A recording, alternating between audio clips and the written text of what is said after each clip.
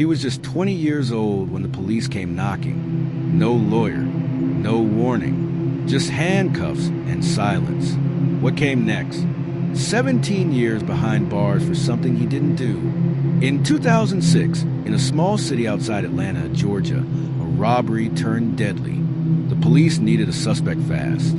Within 48 hours, they arrested 20-year-old Marcus Bell. He didn't have an alibi, but he also didn't match the witness description. Still, he was charged with first-degree murder. Marcus said, "They said I was lying, but I wasn't even near that street. I told them everything I knew. They didn't care." Marcus's trial lasted only 4 days. The prosecution relied heavily on one witness, a man who claimed he saw Marcus running away from the crime scene. That same man would later admit he was pressured to testify. There was no DNA, no fingerprints, no weapon, just a scared kid and a broken system. Marcus was sentenced to life in prison. No appeal, no public outcry, just another name lost in the system. Marcus said, "I remember the first year. I thought I'd die in there. I didn't know how to be innocent and survive." He watched the world move on. His mother grew sick. Friends stopped visiting. He missed 17 birthdays, 17 Christmases, and everything in between. But through it all, he held on to one thing, the truth.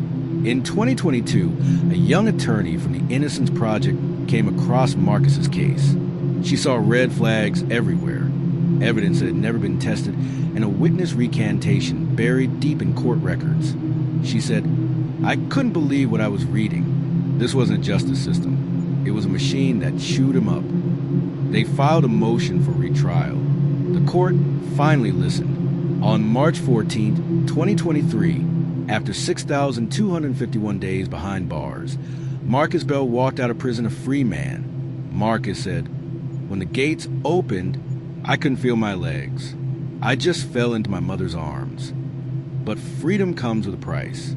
Marcus now has to learn a world that moved on without him. Smartphones, social media, even learning how to use a debit card. He said, "It's like I landed on another planet. I'm grateful, but it still hurts."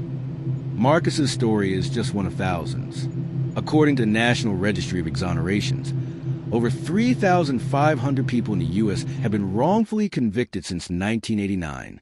Marcus said, "I can't get those years back, but I can make sure no one else gets forgotten like I was."